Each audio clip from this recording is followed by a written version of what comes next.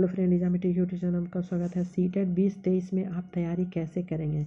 आपके लिए 6 महीने बहुत ही टाइम आपके लिए होता है 6 महीने में सीटेट को निकालना, जिसमें से आपका टारगेट ही होगा 130 नंबर। 150 में से 130 नंबर को कैसे हम अचीव कर लेंगे जिससे हमारा मार्क्स बहुत ही ऊपर और हाई होगा। तो यह 6 महीने का स्ट्रेटजी है, जिसमें से सबसे पहले क्या देखेंगे तो सब्जेक्ट को देखेंगे कि किस तरह से सब्जेक्ट पूछा जाता है, कहाँ कहाँ से पूछा जाता है, क्योंकि जो सीटेट 23 में पूछा गया है हम सबसे पहले उसकी बात करेंगे। तो सीटेट में आपका जो पूछा गया है जो हुआ है एनसीएफ 2005, जो 23 का एग्ज़ाम हो रहा है वह 2005 जो एनसीएफ 2005 से पूछ दिया जा रहा है। एनईपी 2020 पर पूछ दिया जा रहा है। एन निपुण जो NIPUN है उससे एक क्वेश्चन पूछ रहा है, और एक है ADHD। आप सभी शिफ्ट में देख रहे होंगे ADHD जितने भी एग्ज़ाम दिए हैं, ठीक है, इससे भी क्वेश्चन पूछा जा रहा है। और एक है अधिगम कठिनाइयाँ, ठीक है, डिसलेक्सिया डिस्ग्राफिया, इससे भी पूछ दिया जा रहा है। और कभी कभी प्रकाश आपका एक है PARAKH, ठीक है, इससे पूछ दिया जा रहा है क्वेश्चन, ठीक है। तो यह आपके लिए बहुत ही इम्पॉर्टेंट होगा इन सब टॉपिक, और आपको पूरा टॉपिक बताएंगे क्या क्या पूछा जा रहा है। और जो सब्जेक्ट है वह देख लेते हैं सबसे पहले। तो सब्जेक्ट आपका 1 to 5 में सब्जेक्ट है क्या क्या आपको CDP, ठीक है, CDP 30 मार्क्स, EVS में 30 मार्क्स, मैथ में 30 मार्क्स, हिंदी में 30 मार्क्स, और संस्कृत में 30 मार्क्स, या अदर लैंग्वेज लेते हैं इंग्लिश लेते हैं, या फिर उसके बाद और भी अदर लैंग्वेज, वह भी आपके लिए 30 मार्क्स का होता है। और आपका 150 में से कितना मार्क्स चाहिए यह आप पर डिपेंड करेगा, ठीक है। जिस तरह से आप तैयारी करेंगे उसी तरह से आपको स्ट्रेटजी भी बनाना होगा। अगर अच्छा मार्क्स चाहिए मीन्स कम से कम 120 या 130 नंबर, ठीक है, तो आपके लिए कम से कम तो 6 मंथ का तैयारी ज़रूर करना चाहिए, ठीक है, क्योंकि बहुत सा सिलेबस होता है पढ़ने के लिए।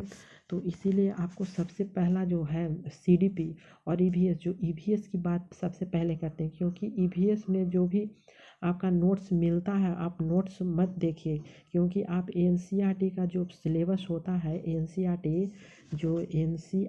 का EVS का जो है वह 1 to 5 मीन्स आपका 3 से लेकर के 4 और 5, 3, 4, 5, यही आपका NCF EVS का NCERT बुक होता है, उसी से आपको यह क्वेश्चन दिया हुआ रहता है। तो आप नोट्स मत किसी का लीजिए या देखिए, आप सिर्फ EVS का जो बुक आता है, ठीक है, उसी को आप फॉलो कीजिए। 3 क्लास 4 क्लास और 5 क्लास 1 2 का NCERT का EVS का नहीं आता है, ठीक है। तो आपको 3 और 4 NCERT EVS का 3 क्लास 4 क्लास 5 यह 3 ही आपके लिए बहुत ही इम्पोर्टेंट होगा। आप एक एक आपको वहाँ पे नोट्स बनाइए, खुद से बनाइए, जिससे EVS में आपको मार्क्स अच्छा आएगा। और प्लस में EVS में क्या करना होगा, एक और इम्पॉर्टेंट बात है कि आपको EVS में जो आपका प्रीवियस पेपर होता है, EVS का जो प्रीवियस पेपर जितने भी 2011 से लेकर के, ठीक है, जो अभी तक एग्ज़ाम हुआ है 23 में, ठीक है, उसके बाद और भी आगे होगा, वह सब में आपको जो NCERT का प्रीवियस पेपर होता है उसको आपको खरीद कर खुद करना होगा, ठीक है। उससे यह पता चलेगा कि EVS कहाँ से और एक्स्ट्रा क्या क्या पूछ रहा है, उसको डीपली में भी देखेंगे। जो आपका जो ऑप्शन दिया हुआ रहता है 4 वो, ठीक है, उसको डीपली में देखेंगे EVS का, ठीक है। तो EVS में यह बात हो गया। और आपका जो CDP है, ठीक है, CDP आपको 30 मार्क्स कहाँ से आएगा, तो 2023 में जो एग्ज़ाम इस बार लिया गया है उसमें बहुत ही हल्का आया है, ठीक है। सभी आपका जो एग्ज़ाम दिया हुआ मिल रहा है या सभी लोग बना रहे होंगे, उससे आपका जो CDP है वह सभी के लिए आसान इस बार दिया गया है। लेकिन जो पहले एग्ज़ाम हुआ था 2021 में, वह आपके लिए देखिए कि किस तरह से एग्ज़ाम पूछा गया है, आपके से क्या बनता है या नहीं। और जो 23 में हुआ है 20 21 23 में 22 में एग्ज़ाम हुआ था, 21 22 में, उसमें देखिए, और जो 23 में एग्ज़ाम हुआ है उसको देखिए कि किस तरह से पूछा गया है, और पहले वाला भी देखिए कि किस तरह से पूछा गया था, ठीक है। जैसे में आपको प्रीवियस पेपर लेना बहुत ज़रूरी है, CDP का हो या EVS हो या मैथ हो, हिंदी हो, संस्कृत हो, किसी भी आपका सब्जेक्ट हो, आपके लिए प्रीवियस पेपर बहुत ही ज़रूरी होता है पढ़ने के लिए, ठीक है। तो तो सबसे पहले आप प्रीवियस पेपर सभी का खरीद लीजिए, ठीक है। और उसके बाद जब भी आप सेट मारिए CDP सिर्फ कर रहे हैं तो सिर्फ आप CDP को देखिए। मीन्स कहने का अर्थ यह है कि CDP फर्स्ट पेपर देखिए, मीन्स एग्ज़ाम जो प्रीवियस पेपर है उसको में CDP देखिए। सबसे पहले फर्स्ट जो एग्ज़ाम हुआ था उसका देखिए CDP, फिर अगले दिन का फिर सिर्फ CDP ही देखिए, सेट मत बनाइए, ठीक है। तो इससे आपको पता चलेगा कि क्या पूछ रहा है और कैसे पूछेगा, ठीक है। क्योंकि सभी को पता होगा कि कोहलवर्ग, जीन पियाजे और एक लेव वाइगोस्की, यह इम्पोर्टेंट आपके लिए पॉइंट है। मीन्स आपके इम्पोर्टेंट आपका जो है मनोविज्ञान का सब्जेक्ट है या फिर कह लीजिए सिलेबस है, यह इम्पोर्टेंट 3 मनोवैज्ञानिक है और उसी से आता है। लेकिन क्वेश्चन कैसे आता है यह आपको देखना होगा। अगर एक बार यह समझ लिए तो समझिए आपका CTET क्लियर हो गया, ठीक है। तो CDP इसके बाद हो गया, CDP हो गया, उसके बाद EVS हमने कर दिया। उसके बाद मैथ देखिए, तो मैथ में भी कुछ नहीं होता है। मैथ सिर्फ आप प्रीवियस का पेपर लगाइए, सिर्फ मैथ की बात कर रहे हैं, ठीक है। 1 to 5 में मैथ बहुत आसान आता है। आप एक बार प्रीवियस पेपर ले लीजिए और मैथ देखिए, 15 मार्क्स का जो मैथ पूछा जाता है NCERT बुक से या फिर प्रीवियस पेपर देख लीजिए, बहुत हल्का रहता है, ठीक है। और जो मैथ पैडागोजी है वह भी आपके लिए बहुत ही इम्पोर्टेंट हो जाता है, क्योंकि जो मैथ का पैडागोजी है वह भी आपके प्रीवियस पेपर से ही देखिए कि क्या क्या पूछ रहा है और उसी सिलेबस के अनुसार पढ़िए, ठीक है। चाहे वह डीन्स ब्लॉक का हो या फिर और भी बहुत से मनोवैज्ञानिक हैं। लेव वाइगोस्की में तो CDP में आते हैं, लेकिन जो वेन हिले है उनसे भी प्रश्न बनता है, क्योंकि पूछा गया है और हर शिफ्ट में पूछता है। ये नहीं कि सिर्फ इस बार में वो लेव वेन हिले का हर बार में पूछा गया और इस बार 23 में भी पूछा गया है। तो आप यहाँ से 3 टॉपिक हो गया, ठीक है। मिस आपको प्रीवियस पेपर लेना है। और उसके बाद हिंदी और संस्कृत, तो देखिए हिंदी में भी आपका सेम चीज़ पूछा जाता है, संस्कृत में भी, लेकिन कुछ कुछ जो पैडागोजी होता है वह आपके हिंदी में कुछ अलग पूछ दिया जाएगा और संस्कृत में कुछ अलग पूछ दिया। जैसे में हिंदी में 23 में पूछा गया है प्रमाणिक, जो आपका एग्ज़ाम हुआ था 21 और 22 में, तो इसमें भी प्रमाणिक का बात किया गया है। और 23 में भी एग्ज़ाम ले रहा है, उसमें भी प्रमाणिक अप्रमाणिक क्या होता है इससे भी क्वेश्चन कर रहा है, ठीक है। चाहे वो हिंदी हो या फिर संस्कृत हो, और NCF ये सब तो सभी का तो है ही, ठीक है। तो आपको जो पढ़ना है वह सभी आपको पढ़ना होगा, प्रीवियस पेपर प्लस आपको बुक। जो बुक होगा वह आपका EVS होगा, ठीक है। आप NCERT का बुक EVS का ले लीजिए। और जो प्रीवियस पेपर में आपको लगाना है CDP का, मैथ का, हिंदी का और संस्कृत का, ठीक है।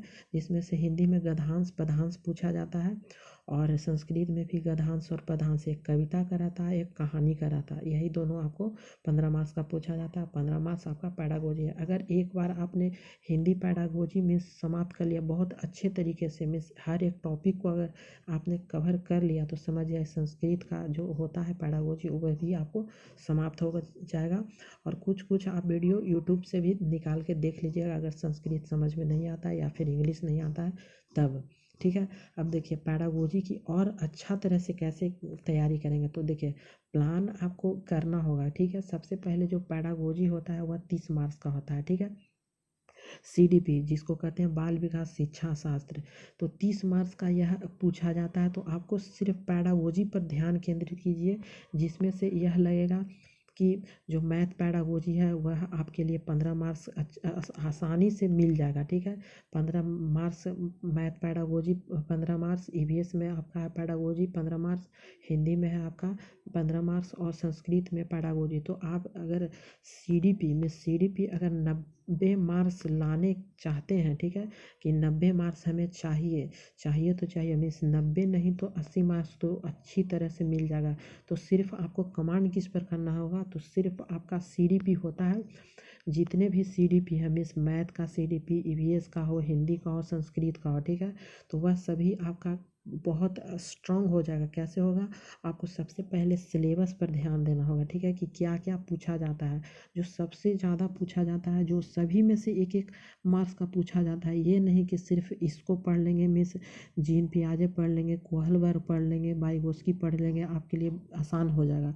नहीं, यह तो आपके लिए इम्पोर्टेंट है, क्योंकि यह जो है इम्पोर्टेंट, आपका जो मनोवैज्ञानिक है, यह तीनों वह हर एक में आता है, चाहे वह हिंदी हो, संस्कृत हो, इंग्लिश हो, आपका जो SST हो, या फिर साइंस हो, सभी में एक एक क्वेश्चन देखने को मिलता है, क्योंकि पेपर बार बार हम भी दे रहे हैं, और आप जो प्रीवियस पेपर लेते हैं उसमें भी देखिए हर एक कहीं ना कहीं पूछा गया है, ठीक है।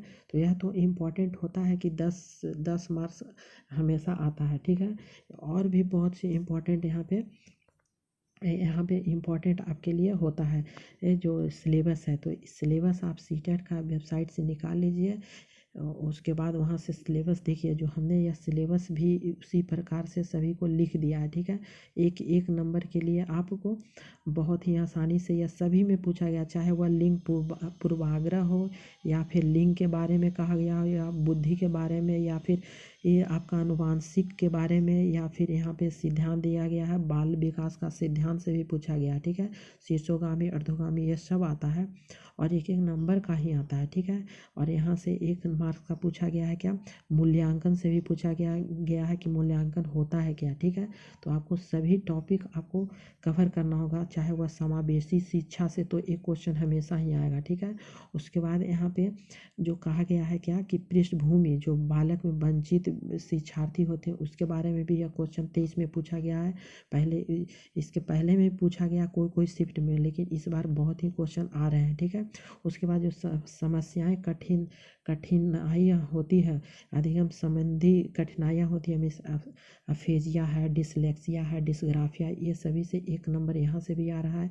और एक है सृजनात्मक बालक और प्रतिभावान बालक, और एक आ रहा है क्या, रचनात्मक संरचनात्मक बालक पर आ रहा है, ठीक है। तो उसे भी देखेंगे क्या कैसे पूछ रहा है।